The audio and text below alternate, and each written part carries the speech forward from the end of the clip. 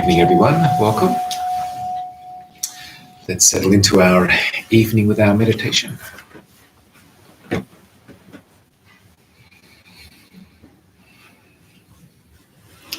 So, having established our comfortable sitting position,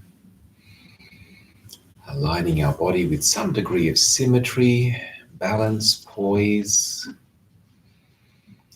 the eyes gently closed, bringing awareness within,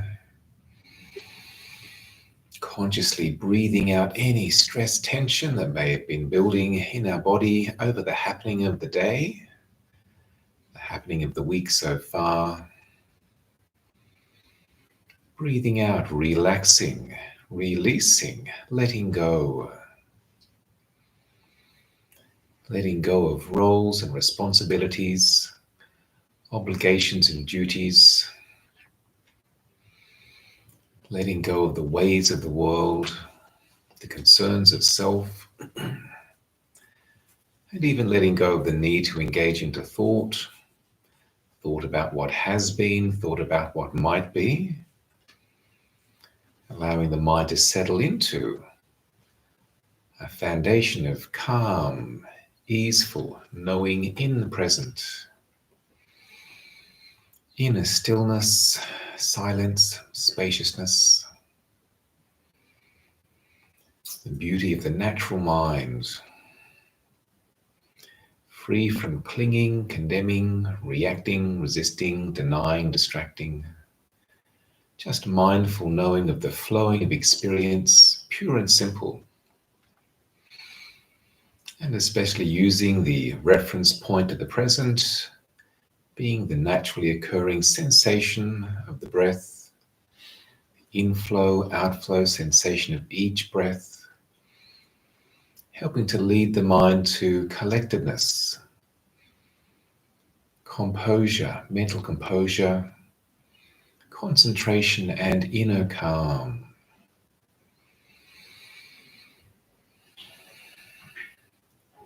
So feeling into the moment, feeling into each breath, relaxing into this now knowing awareness, calm, focused attention, simply being, breathing, knowing.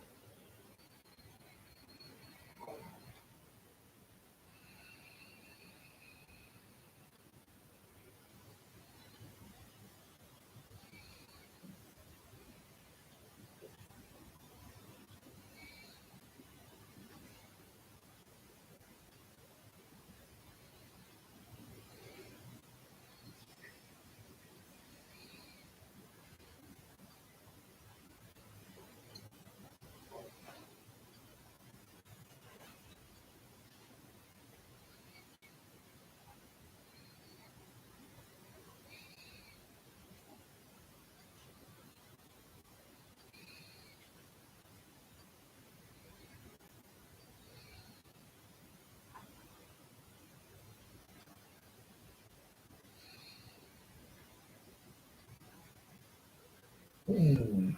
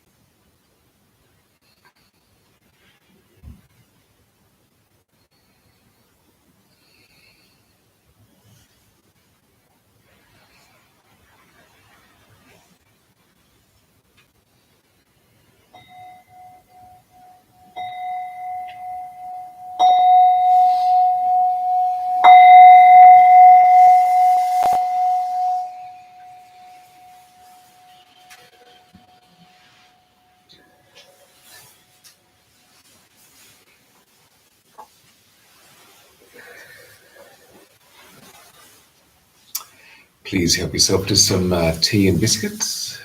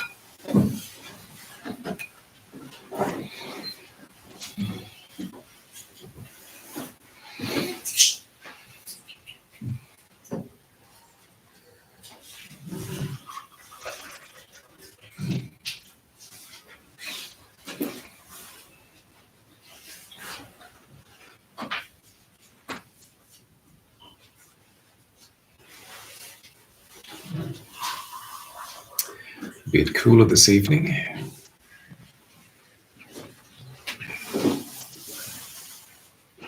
I'll put the air conditioning on next week.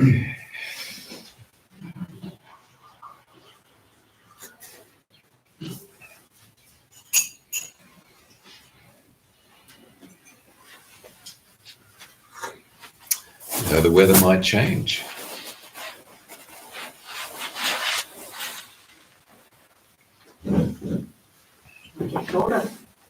Might get colder, might get warmer. Uncertainty. So what is the ultimate Buddhist practice? The ultimate Buddhist practice. Being still. Being Still. Being still. Okay. Any other ideas? Meditation. Meditation? My mind threw up non-attachment. Non-attachment?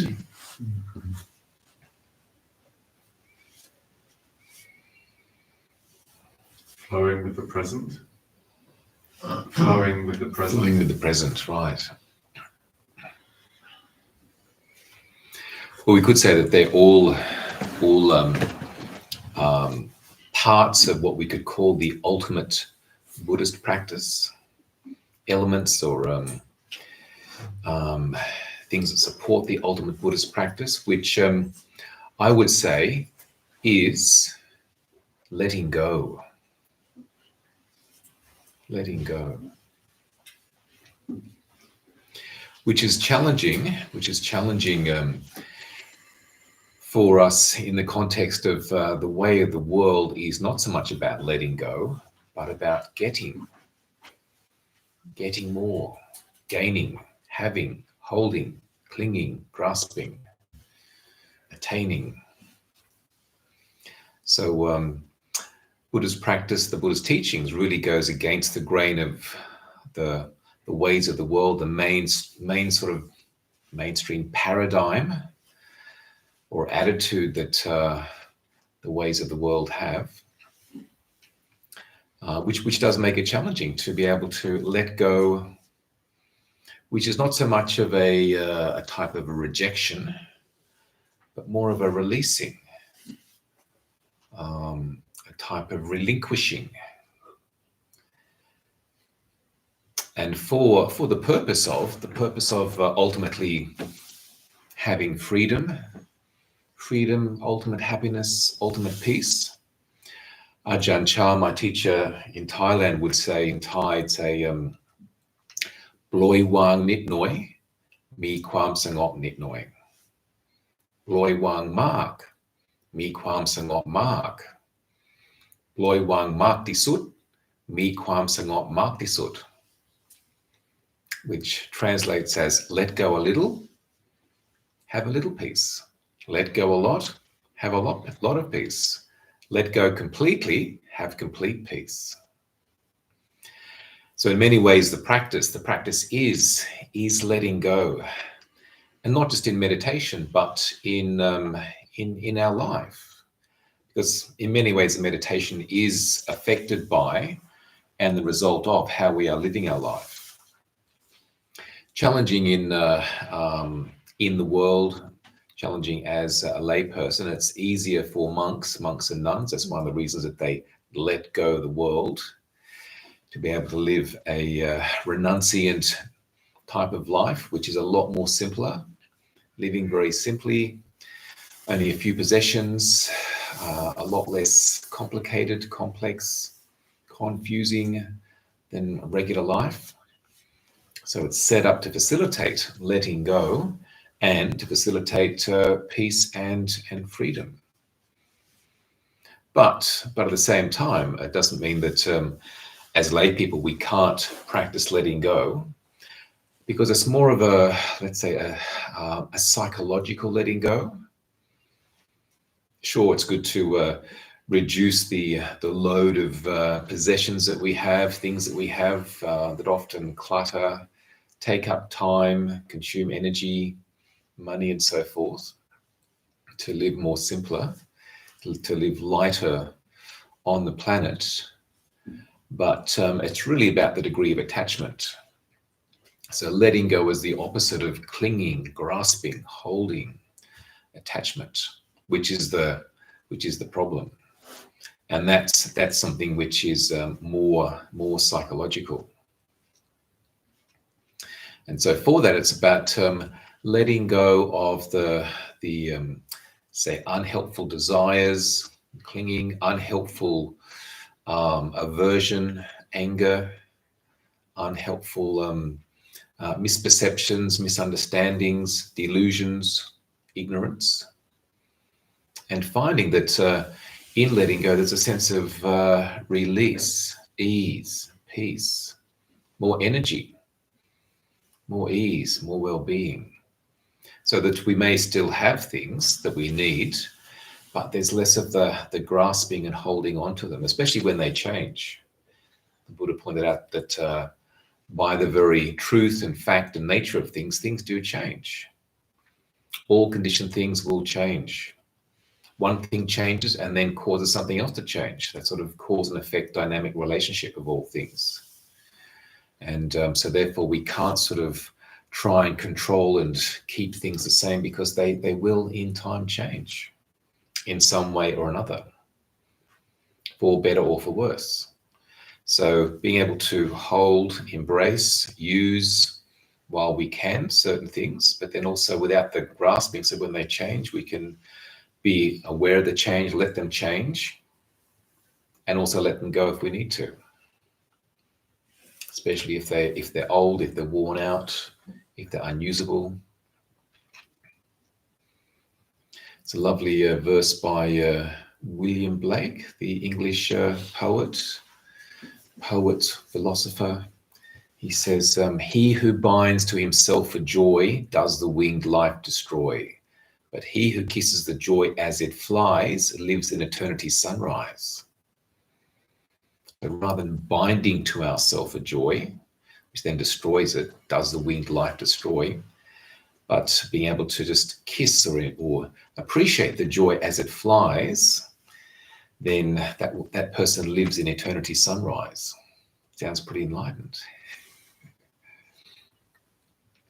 But certainly to see that the letting go allows a sense of ease, a sense of peace, a sense of freedom.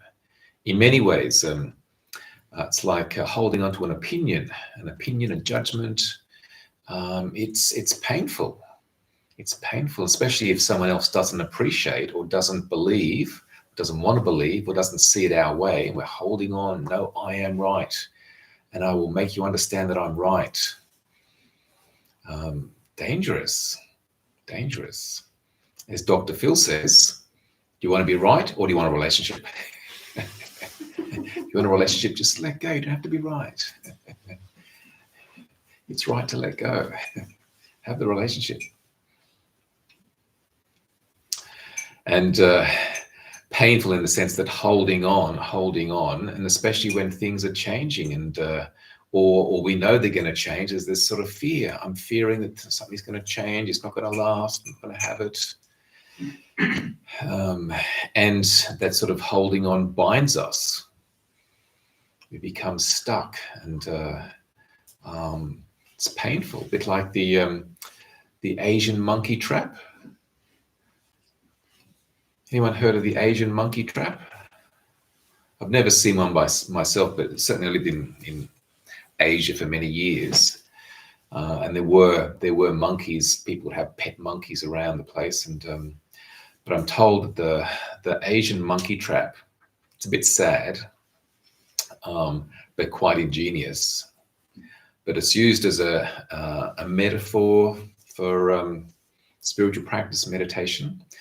So the villagers would they take a box, they make a box, and they cut a slit in the box in the bottom, just big enough for the monkey to slide its hand in when it's open. And they tie the box to a tree where there's monkeys. They put a sweet into the box, some sort of sticky rice with a bit of sugar and something sort of that's nice in there. The monkey comes along and smells the sweet, sticks his hands in and grasps it, but he can't get his hand out. He's trapped. All he has to do is go, hey, this is not good. I'll let go and take my hand out and run because this is a trap. But it takes a really, really wise, smart monkey to do that. He's holding onto his sweet and yelling, and the villagers come along and they capture the monkey. And we think it's, well, that's pretty silly for the monkey, but who holds on? We're the ones that are holding on to so many things and causing ourselves pain, feeling trapped, being caught. And again, whether it's an opinion, a judgment, anger, disappointment, frustration, it's painful. And we get trapped and we get hurt, we get stuck. Freedom's on the other side. Again, that psychological, just let go. Bloy wang. Bloy wang, the Thai word meaning letting go. Bloy means to release or to open. Wang means sort of space, create space. Let go into space. Let go into peace. So it becomes a practice to notice where we need to let go. And the thing that we can notice is the pain and suffering. It's like, am I suffering now because of something or other? Okay, so is it because I'm holding on to something? If so, okay, we'll just let go. Let go. The thing may still be there, but I'm not just grasping it or controlling it or trying to make it a certain way, not wanting it to change. Just let go, see what happens. Flow. Life is a flow. Life is a flow. It's this ongoing moment-to-moment flowing experience. So allowing the flow to be happening. Enjoying the flow. Allowing and enjoying the flow. Again, holding things that if we need to at times. Just let go of everything. No responsibility. Let go of my responsibilities. Let go of things that I need to be doing. There's things that need to be done, responsibilities that need to be engaged, but not with grasping, more with just hold, engage, complete, and let go when needed. In many ways, we are a lifetime learning to let go. Could even say that this is one of the most important things, not just in Buddhist practice towards enlightenment, letting go of greed, anger, ignorance, but in life, so that life is this process of letting go, and the idea is to learn how to let go easefully, peacefully, maybe even joyfully, so that we're not causing ourselves suffering. Again, the suffering is there. If it's there, okay, choice. I either hold on and suffer, or I let go and transcend. So our first amazing, beautiful home that we lived in, perfect conditions. 9 months we were there, and then life said, you can't stay. You've got to let go of that space. You're going out, you're getting out. And so we had to leave. And then it might have been enjoying food without having to chew it, enjoying mother's milk. And then life says, no, you've got to take on solids now. It might be enjoying being in a lovely little cot. No, you've got to go and be in your own bed now. It might be enjoying, just especially for a first child like I was, a lovely relationship with my mother, my father. And life said, no, you've got to share them now. He's a baby brother. Let go. And then, and the sister as well. Letting go of toys, letting go of clothes. You can't have that. You're too big for it. Give it to your brother. Letting go of being at home. I like being at home, play at home. Now you've got to go to school now. Letting go of the small school, going to the bigger school. Letting go of pets that die, letting go of grandparents that get old and die. Letting go of the primary school, going to the high school. Letting go of friends that come and go. Letting go of even being in the high school, going to either to university or going to work. Letting go of being sort of a teenager, becoming an adult. Though some people like to be a teenager forever. Challenging. Letting go of being single, in accepting someone else into one's life. Letting go of jobs that come and go. Letting go of homes that we have that move from one place to another, or one country to another even. Cars that we have. In time, letting go of our parents when they die. And also letting go of our strength and vitality and fitness as these bodies get older. Getting grey hair or no hair. Letting go of not having to use glasses and glasses. Letting go of work. We might say, well, much of who I am is my work. I love to work. And then, retiring. Retiring now. So letting go of that. Letting go of work into retirement, which might even then involve downsizing. So we're needing to move from the house we've lived in for many, many years. We're going to downsize into a retirement village or an apartment somewhere, or even still into a nursing home. Gosh. And so the two big letting goes that hopefully life has been helping us to move towards, with a sense of easefully, gracefully letting go of the life of our partner if they die before us, and then the letting go of life itself, letting go of the last breath, letting go of the body. So it's like this whole process, and certainly there's a lot of other letting goes, more than I've mentioned just there, but life is this ongoing process of allowing, accepting, but then letting go, allowing and letting go, allowing and letting go. Even our moment-to-moment physical life is sustained by allowing an in-breath.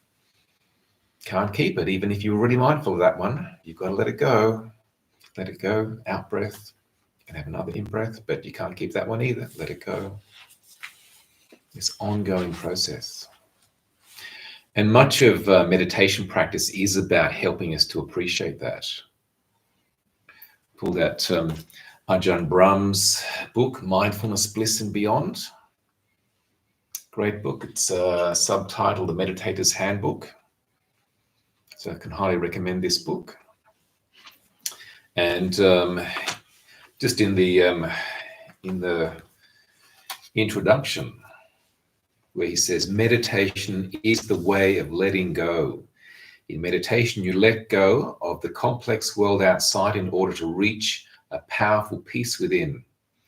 In all types of mysticism and in many spiritual traditions, meditation is the path to pure and empowered mind. The experience of this pure mind released from the world is incredibly blissful. It's a bliss better than sex. And he goes on to say the goal of meditation: to know where your effort should be directed in meditation, you must have a clear understanding of the goal. The goal of this meditation is beautiful silence, stillness, and clarity of mind. If you can understand that goal, then the place to apply your effort and the means to achieve the goal become much clearer. The effort is directed to letting go, to developing a mind that inclines to abandoning. One of the many simple but profound statements of the Buddha is that a meditator who makes letting go the main object easily achieves samadhi. That is attentive stillness, the goal of meditation. Such a meditator gains these states of inner bliss almost automatically. The Buddha was saying that the major cause for attaining deep meditation and reaching these powerful states is the ability to abandon, to let go, to renounce. And a lot of the book goes on to talk about just the levels of letting go into deeper calm, deeper clarity, deeper peace that become possible. So meditation practice itself, letting go of the in-breath to have the out-breath, even letting go of looking out, close our eyes, letting go of speaking, letting go of thinking about things, and allowing the true nature of the mind to become apparent. Deep inner peace, bliss, freedom. So letting go is the fundamental, quintessential, ultimate practice.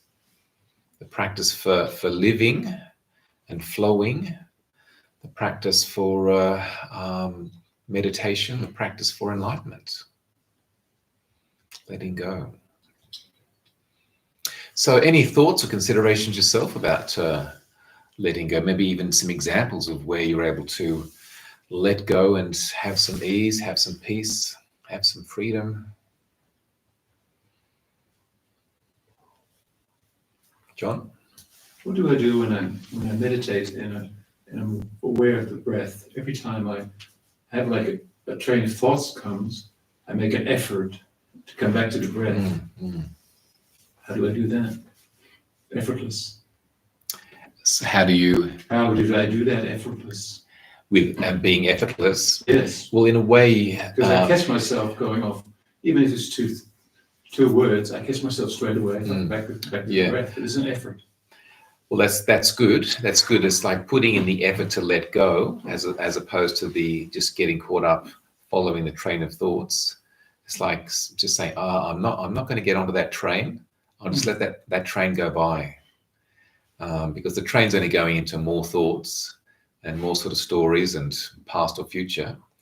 So ideally, even if you sort of start to attend to the thoughts, like looking at the train, don't get on it. If you find that you're on it, just get off as soon as you can, especially if it stops at the next stop.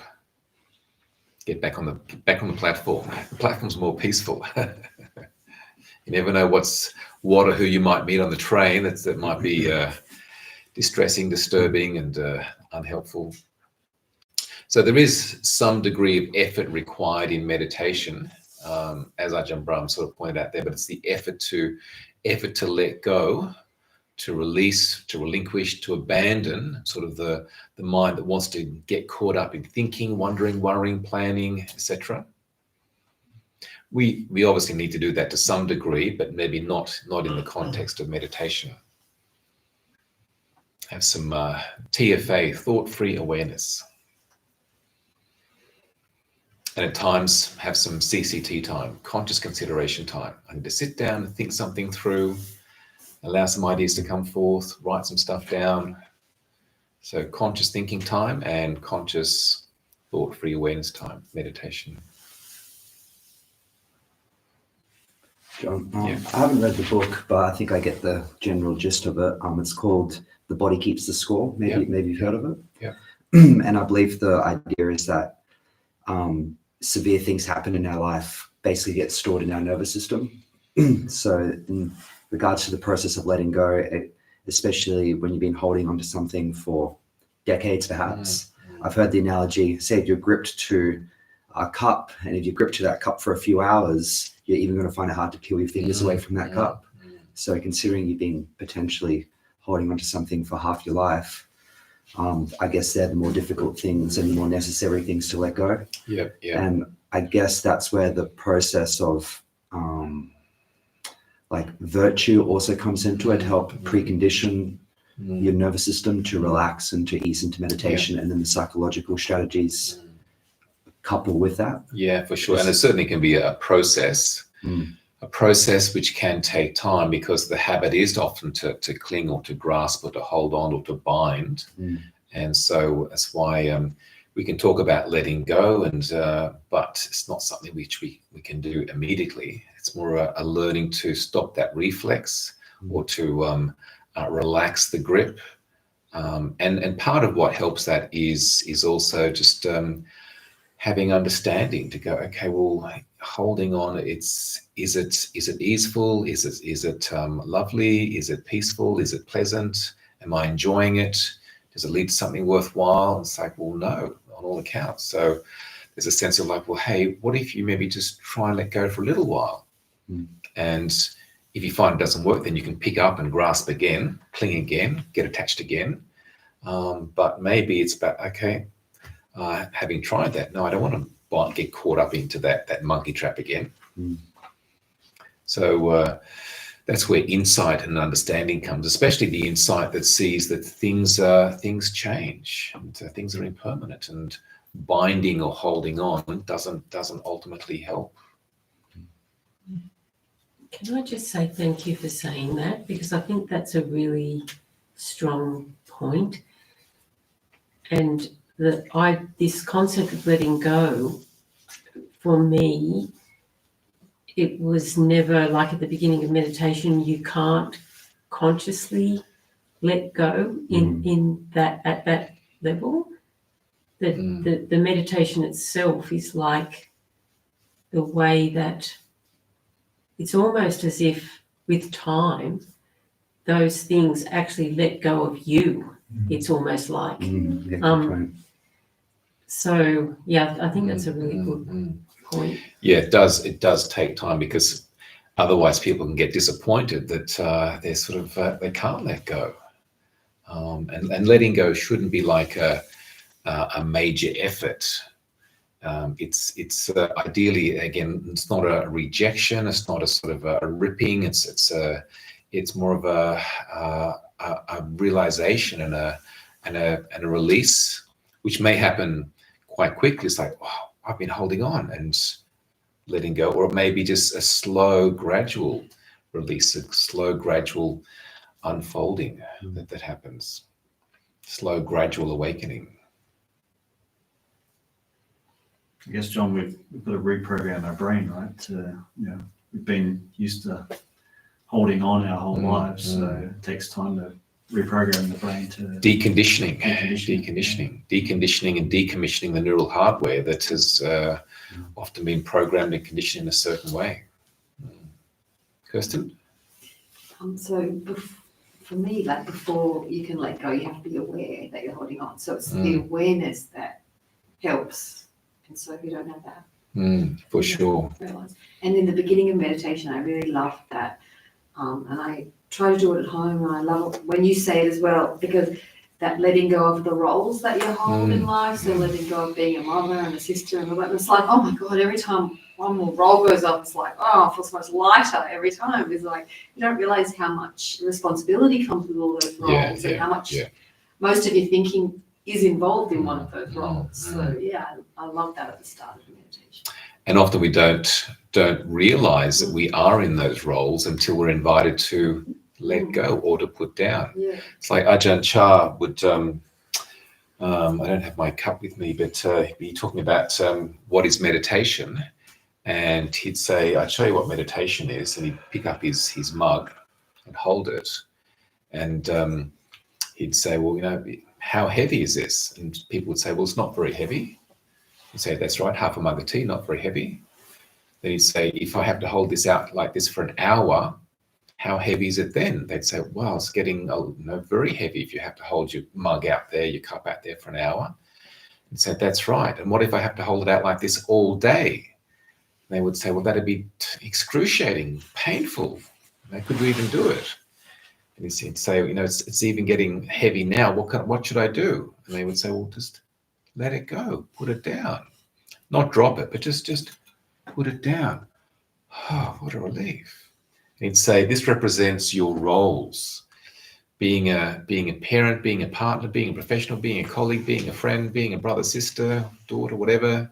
And we're holding these roles, and the longer we hold them, day in, day out, week in, week out, month in, month out, year in, year out, etc., they get heavier. Even if we're not adding to them, they get heavier and heavier because we're just holding them. So meditation is, hey, take time just to put the mug down, not throwing it away, not tipping it out, just take a break, just sit. Have some space. Afterwards, you can take up your role again. Okay, back into the saddle, back into the work role or partner, parent role, whatever. But you know what you're picking up. You know how to pick it up. You know what it's like to not have the role, and also being aware. Well, actually, I'm picking up some roles that are not even mine, or responsibilities that are not even mine. That's someone else's cup I've been holding on to. So to be able to be more aware of that. Brendan? Just a comment on that, going on retreat, not having any roles, not having any responsibilities, people bringing you food, meditate when you feel like it. It was just an amazing relief, to be able to not have to fulfill those roles for a period of time. Well, I've at times when I've led meditation retreats and said to people in the beginning, okay, now we're here and we've got this meditation retreat and being here, and a word of advice just before we begin, whatever you do, don't do this retreat. Don't do this retreat. What? Don't do the retreat. Just allow the retreat to do you. So don't be, I'm doing this retreat and I'm going to get this, I'm doing this meditation. It's like, no, let the retreat do you. And that's the way to, allow it to happen. So we'll finish up for this evening, but certainly give consideration to the practice or the response, just the heart response of just relinquishing, letting go, particularly knowing that it can take time, that sometimes it just wanting to let go, it doesn't happen immediately, but more that gradual process of opening, relaxing the grip and letting go, especially where there's understanding and insight into the fact that the holding on is causing more pain and maybe even creating a sense of being trapped. So finding freedom. Have a great evening and week, and see you next time.